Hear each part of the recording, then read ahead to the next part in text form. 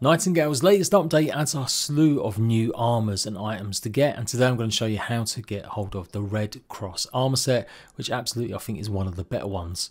Find the video you saw, leave a like and go and check out Nightingale. Absolutely having some great updates lately. Definitely just added something big and massive like offline mode a lot of people wanted to see, and yeah, a whole ton of other content got added with this update too. So first off, head over to Wilhelmina Sass on the abeyance realm that you're on, or wherever your one was, and she'll have news of any new realm walkers in the realms. There's 3 new NPCs been added, but today we're looking for Joan of Arc. Pop open a desert hunt realm and you'll be able to find her within. Do make sure it's not an ascended desert hunt realm, because that won't work. You won't find the NPC. It's got to be just a regular one, but you can obviously make the difficulty harder or easier depending on what level you're at. You can always double check before you even open the portal whether or not they'll appear, because they'll be in the list and when you click in on the cards. But you can see I've got quests available. That's where we're heading. Joan here wants you to fulfill her shopping list of materials to help fight against some of the Fae and the Bound. You will need to deliver 5 chase pot rifles, any kind of variant, so it doesn't have to be a top tier one. Lots of rifle ammo, 15 in fact. And then 10 pieces of tack, which you can pretty much buy from a lot of traders, and then simply make the recipe with any refined oat powder or wheat powder, otherwise known as flour. Don't know why I'm calling it powder. And you will need a certain augmentation with your cooking station to go ahead and craft it, but I pretty much used just the butcher's knife and that worked. The recipe to craft it is at the Forest Antiquarian Essence Trader, just in case you missed it. If you're really new to the game, I'm going to give you the directions for the Chaspot rifle as well. Head over to a Swamp Provisioner realm and you'll be able to buy the recipe for the rifles there.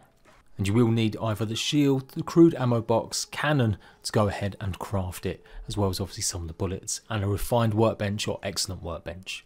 But the shopping doesn't stop there. Once that's done, you've got to basically set up a small encampment with certain crafting benches. Most of it will be pretty simple to go ahead and craft and make, only requiring sticks, fibre and maybe some stone. But I would say bring some rough stone blocks with you. You will find a couple blueprints half filled in, like the refined workbench and a few more. But otherwise, just make sure you've got enough materials to make it yourself, just in case. A simple sewing bench, simple alchemical boiler, simple cooking station and 5 bedrolls. And that's pretty much the easy part. The hard part comes that you're going to have to take on Humbaba, otherwise known as one of the bosses, Janna from the vaults. If you haven't got that far, don't worry, that will come once you make it to the watch. Otherwise, you might have encountered this boss when exploring one of the swamps. In fact, I think it's meant to be the Hunt Swamp, and again, not maybe ascended, although I'm pretty sure you can find one there, but just a regular Hunt Swamp with maybe on hard difficulty, like I had it, and it will definitely appear. And again, you can check under the NPC and exchanges. Then you simply just need to hunt them down. You can use the tracking spell that you might have picked up. That's always a good one. That reveals location of any apex creatures as well as alphas. So it might take you on a bit of a run around at first. But eventually me and Chicky, my good pal, went and found them and took them on. Honestly, it's a much tougher fight if you're doing this in the vaults. If you haven't done one in the wild, like this was the first time I'd actually fought one of these in the actual wild, because I've just been farming a lot of the watch stuff and the vaults. It was definitely easier because it runs around a lot more. You've got a lot more space to get away, and there's no harpies unless you're fighting at night time. So that's the top tip. Make sure it is daytime. You don't want any harpies spawning as much. Obviously during the day they won't. Its head and obviously its heart, just below one of its wings, it's its weak points. Don't really want to be using poison, but any fire or ice ammo is going to be particularly effective against this. It does run away halfway through the fight, so you have to keep chasing it for a little while before it eventually stops. Obviously pick up lots of the Humbaba flesh, which will be the same as the Janna stuff. Head back to Joan of Arc and she will then give you the recipe for the RedCrosse armour, which she is actually wearing. It's a tier 2 armour set, can craft out just a refined sewing bench, but you will need the sword special mount. And from what I can tell from its baseline stats that have a bit of a boost, that's the way Nightingale works. You can pretty much put whatever you want on it and you'll increase stats, but some of the armour has more preposition to increase them particular stats better. Overall, it seems to be more of like a battle mage style kind of gear. It's pretty much second or maybe just tied with a lot of the hermetic stuff. So for the boots, the stealth is pretty good at 15%. Durability is also pretty decent as well. And overall, the max health is slightly higher than a lot of the other armor sets. As said, you can craft and put what you want on it, and you can add all sorts of additional buffs and bonuses and percentages, but they're the baseline stats. That's always a good idea to focus at least a bit on some of that.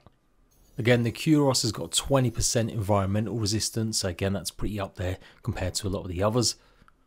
The RedCrosse helm, 20 magic, again, so that's pretty decent, on par with the Hermetics. I pretty much went with obviously Fabled Sun Giant there to give an extra boost to the magic power. And I used Janami or Humbaba to make all the fibre, hide and anything like that to also give a lot more extra health, as that will have the highest max health alongside any of the other materials. The breeches, it's about stamina regen, so that's something to consider. I used tier 5 desert fibre for the fabric, Grendel fibre for the thread, and then went ahead and used Titan's magic finger for the buttons. And then the gloves have got a natural injury resistance buff on it as well, which is again pretty high. So as said, lots of the other clothing items will be pretty similar, but I found that the NIGHTINGALE stuff was pretty high, if not the highest out of a lot of them, for them stats I mentioned. So again, do make sure you try and boost some of that, but still go ahead and add your own flourish. If you want to use it for a melee build, a gun build or whatever, you can still go ahead and use different materials to achieve some of that. There's also no shirt slot either, it's just a Kuros, so you can wear a shirt underneath any other shirt, but there's no part from the actual set for it. And there you go, a proper armoured Realm Walker, courtesy of Joan of Arc. Let me know how you're getting on with Nightingale. I'm going to be checking out some of the other NPCs and what they have to offer in terms of rewards. I do know there's even more new gear being added, so be taking a look at how to get some of that stuff as well. So until next time, Ratbags, I'll catch you for more. Laters.